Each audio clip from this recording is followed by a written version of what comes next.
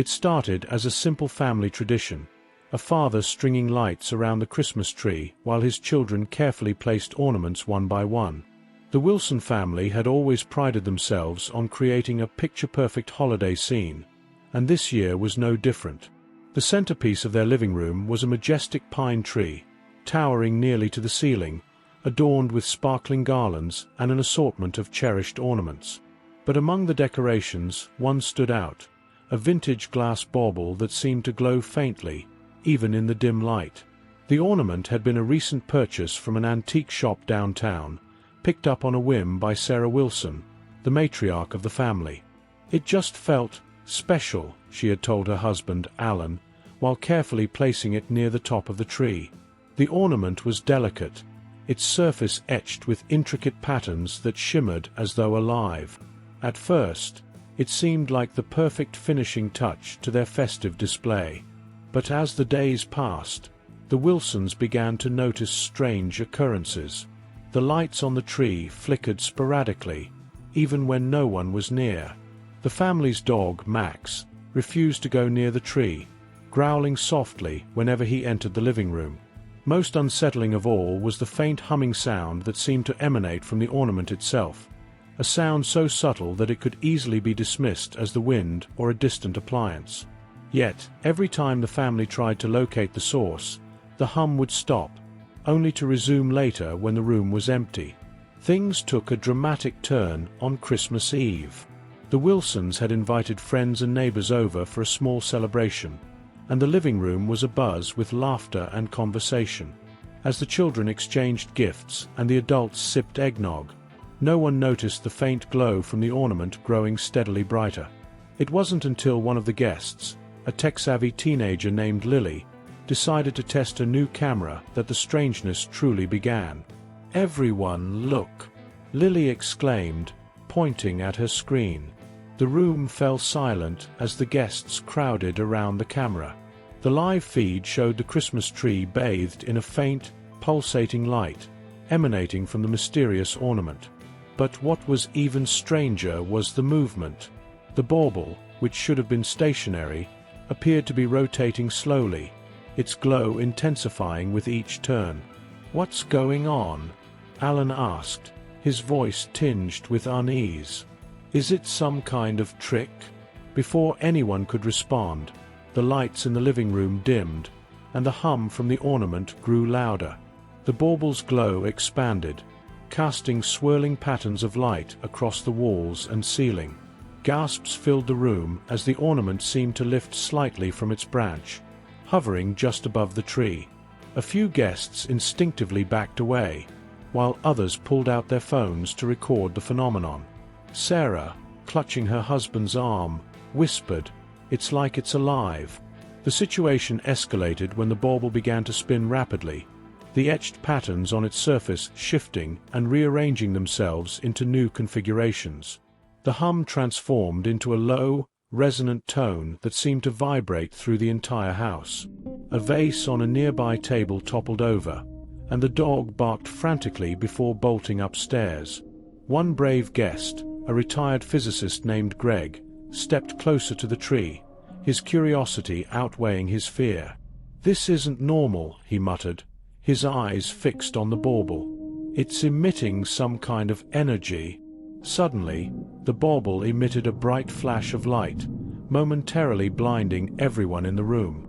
When the light subsided, the guests were shocked to see the ornament had returned to its branch, as though nothing had happened. The room was eerily silent, save for the sound of the dog whining upstairs. Lily, who had kept her camera rolling, reviewed the footage with trembling hands. What she saw left her speechless. The video clearly showed the bauble lifting, spinning, and glowing, but there was more: shadows, faint but unmistakable, moving across the room. They didn't belong to any of the guests, and their shapes were unrecognizable. "I don't think we should touch it," Sarah said, her voice shaking. "Whatever that thing is, it's not just an ornament." The Wilsons and their guests were left grappling with the inexplicable. What had begun as a joyful celebration had turned into a night of unease and unanswered questions. and while the ornament now sat quietly on the tree, its faint hum reminded them that the mystery was far from over. The morning after the unsettling events, the Wilson family found themselves at the center of a growing mystery. Lily, still shaken but unable to resist the urge to share the footage, uploaded the video to her social media accounts. Within hours, it had gone viral. The captions varied, ranging from "proof of the paranormal" to "is this Christmas magic or something more sinister?" Comments flooded in, with viewers divided between skeptics who accused the family of orchestrating an elaborate hoax and believers who were convinced the ornament was a supernatural artifact. By mid-afternoon, reporters had begun calling the Wilsons home, and strangers appeared at their front door, hoping for a glimpse of the infamous ornament. Overwhelmed, Alan decided to take the video offline, but the damage was done. Copies of the footage had already spread across the internet, analyzed frame by amateur sleuths and professional experts alike. One such expert was Dr. Eleanor Hart, a physicist specializing in anomalous energy phenomena. Drawn to the video's peculiar details, she reached out to the Wilsons, offering to investigate. Reluctantly, Sarah and Alan agreed, desperate for answers about the object that had turned their lives upside down. When Dr. Hart arrived at the Wilsons' home, she immediately focused her attention on the ornament. Equipped with advanced scanning equipment, she began her analysis, her expression shifting from curiosity to disbelief as the readings came through. "This thing is emitting a frequency I've never seen before," she said, her voice tinged with both awe and concern. "It's not just light. It's some kind of energy signature, almost like a beacon." Her words sent a chill through the room. "A beacon for what?" Alan asked, his unease growing. Dr. Hart didn't answer immediately. Instead, she studied the intricate patterns etched into the bauble surface, noting that they seemed to shift subtly under certain lighting conditions. "These markings, they're not decorative," she said. "They're functional. It's almost like they're encoding something." As Dr. Hart continued her examination, the Wilsons couldn't shake the feeling that the ornament was aware of their scrutiny. The faint hum that had troubled them for days seemed to grow louder, resonating through the room. Even Dr. Hart, normally unflappable, admitted she felt an inexplicable tension in the air. "It's as if it's reacting to us," she said.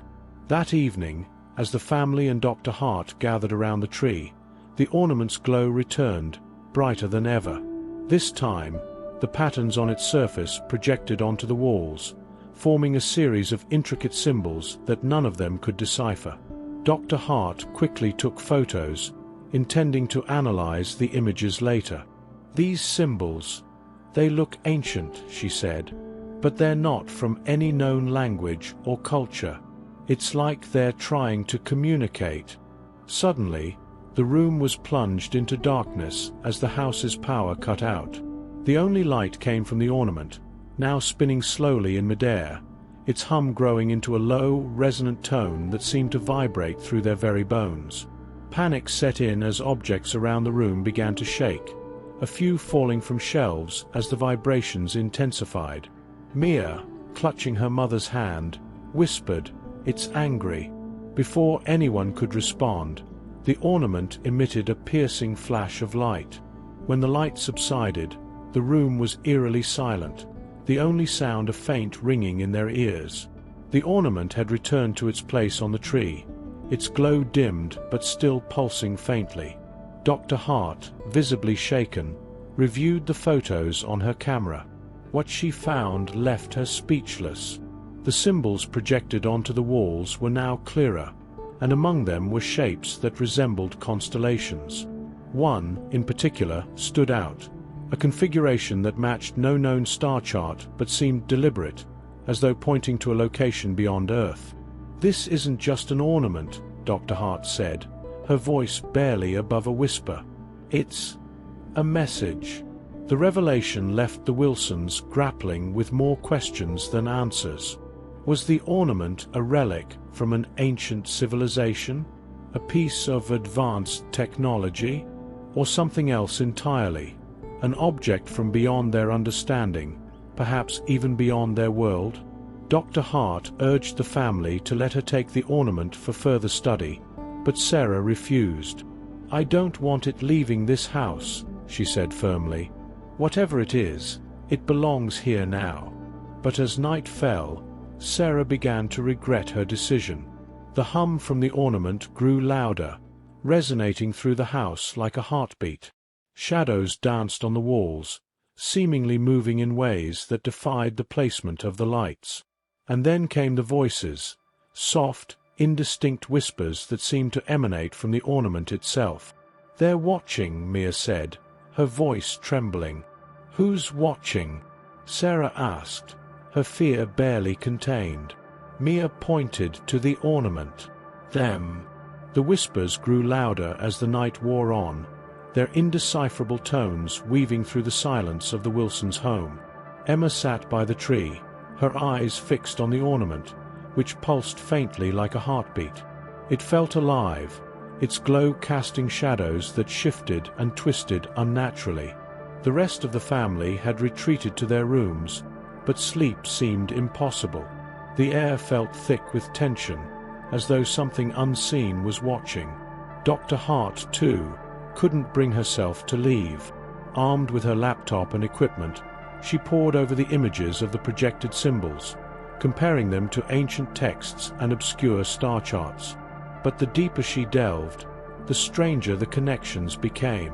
"These symbols," she muttered, her voice trembling with both excitement and unease, "they don't match anything earthly. It's as if they're pointing to a place, or perhaps a time." Her words were interrupted by a loud creak from the living room. Startled, she and Sarah rushed to the source of the noise, finding the tree swaying slightly despite the lack of a breeze.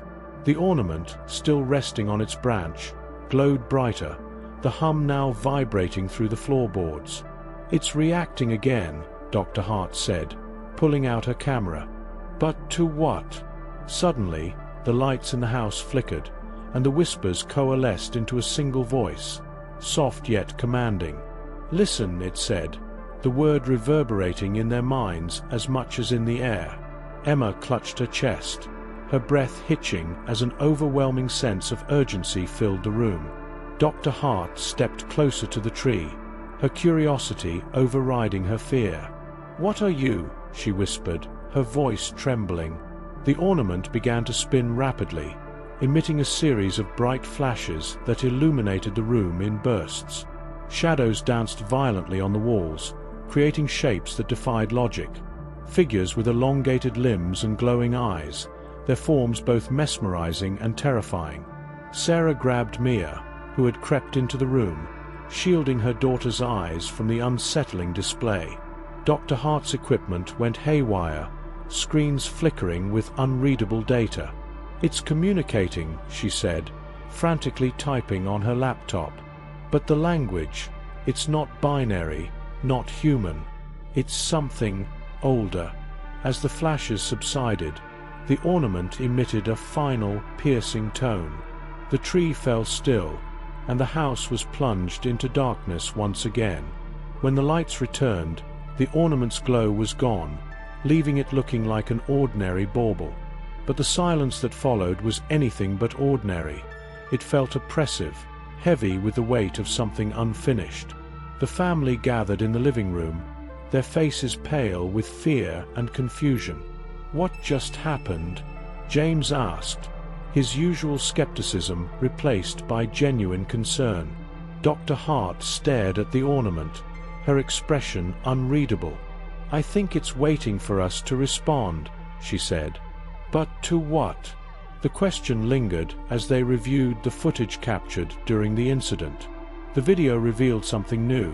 Amid the flashes and shadows, a symbol had briefly appeared on the wall, glowing faintly before disappearing. Dr. Hart froze the frame, studying the shape carefully. It resembled a doorway. "This isn't just a message," she said, her voice trembling. "It's an invitation." The implications sent a chill through the room. If the ornament was inviting them somewhere, where would it lead? And more importantly, who, or what, would they find on the other side? Dr. Hart's professional curiosity urged her to follow the trail, but Sarah hesitated. "We don't know what we're dealing with," she said. "What if it's a trap?" The debate was interrupted by a sudden vibration that shook the house. The ornament's glow returned, brighter than ever, and the whispers resumed, more insistent this time. Words began to form, disjointed, but clear enough to send shivers down their spines. "Come, find us. Bring it back." "Bring what back?" James asked, his voice barely above a whisper. But the ornament offered no further explanation. Instead, its glow faded once more, leaving the family in uneasy silence. Dr. Hart pieced together what little she could. The ornament wasn't just an object. It was a key, a conduit for something far greater than themselves. The symbols, the voices, even the vibrations, they all pointed to the same conclusion. Whatever was on the other side of that invitation, it wasn't meant to be ignored. The family faced an impossible decision. Dr. Hart urged them to take the ornament to a research facility, where its secrets could be studied in a controlled environment.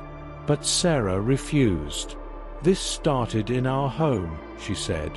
"If it's looking for something, it's looking for us." The whispers grew louder, almost pleading. The words repeated, echoing through the room. "Find us. Bring it back." The family knew they couldn't avoid the mystery any longer. The ornament wasn't just a decoration. It was a doorway to something far beyond their understanding. And whatever lay ahead, they would have to face it together. The Wilson family spent the following day preparing for the unknown. Dr. Hart, unable to resist the pull of the mystery, stayed to help decipher the ornament's purpose.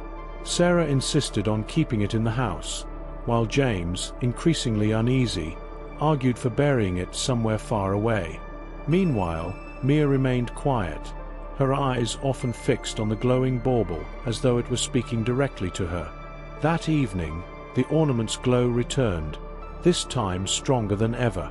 The whispers, which had been faint throughout the day, now filled the room with a sense of urgency. The family gathered in the living room, each member acutely aware that the moment of decision had arrived. "We can't ignore it anymore," Dr. Hart said. "It's calling for something, or someone." Mia, clutching her teddy bear, stepped forward. "It wants us to take it back," she said softly. Sarah knelt beside her daughter, brushing a strand of hair from her face. "Back where, sweetheart?" she asked. Mia pointed at the ornament. "Where it came from." Dr. Hart reviewed the footage of the symbols projected by the ornament during its earlier episodes. One, in particular, resembled a set of coordinates. Using her laptop, she traced the location to a dense forest on the outskirts of town, a place known for its eerie stillness and rumored strange occurrences. "If we're going to do this," Dr. Hart said, "we need to be prepared for anything." The group set out at dawn, the ornament carefully packed in a reinforced case. The drive to the forest was uneventful, but as they approached the coordinates, the air grew colder, and an unnatural stillness enveloped the area. Even the sound of birdsong seemed to vanish, replaced by a faint hum that matched the ornament's tone. The coordinates led them to a clearing, where a circle of ancient stones stood partially buried in the frost. The stones were etched with symbols identical to those on the ornament, their surfaces glowing faintly as though responding to its presence. "This is it," Dr. Hart whispered, her voice trembling with both awe and fear. The family hesitated, but Mia stepped forward, clutching the case. "It's okay," she said. "It's waiting for us." Reluctantly, Sarah and James followed, placing the ornament in the center of the stone circle. As soon as it touched the ground, the air seemed to vibrate, and the glowing symbols on the stones intensified. The ornament began to spin, emitting a series of tones that resonated deep within their chests. Shadows moved among the trees, their forms indistinct but undeniably present. Then, with a sudden burst of light, the ornament projected an image into the air, a swirling vortex of stars and colors, unlike anything they had ever seen. It was as though they were looking through a window into another world. The voices returned, now unified and clear. "You have done well. The path is open." The vortex expanded, and the shadows at the edge of the clearing began to take shape. Figures emerged, their forms humanoid but otherworldly, their eyes glowing with the same light as the ornament. They moved gracefully, their presence both calming and unsettling. One figure stepped forward, addressing the group in a melodic voice. "The key has been returned. Balance will be restored." Dr. Hart, overwhelmed, stepped closer. "Who are you?" she asked. The figure tilted its head, as though considering the question. "We are watchers," it said, "guardians of what lies beyond. Your actions have ensured the harmony of realms. Be at peace." Before anyone could respond, the vortex began to collapse inward, drawing the figures back into its depths. The ornament, now spinning rapidly, emitted a final burst of light before falling silent. The clearing returned to its previous stillness, the stones dim and lifeless once more. The Wilsons and Dr. Hart stood in stunned silence, struggling to process what they had just witnessed. Mia, looking up at her mother, smiled faintly. "They were kind," she said. "They just needed our help." Back at the house, the family placed the now inert ornament in a glass case, treating it as both a relic and a reminder of their extraordinary experience. Dr. Hart returned to her lab, dedicating her career to studying the footage and the symbols. Though the event left more questions than answers, one thing was clear: the ornament had been far more than a decoration. As the years passed, the Wilsons often wondered what might have happened if they hadn't answered the ornament's call. Had they prevented a disaster, restored a balance they didn't understand, or merely played a small part in a story much larger than themselves? On the following Christmas Eve, as snow fell softly outside, Sarah thought she heard a faint hum in the wind. Smiling to herself, she whispered, "Merry Christmas," unsure if her words were meant for her family, or for something far beyond.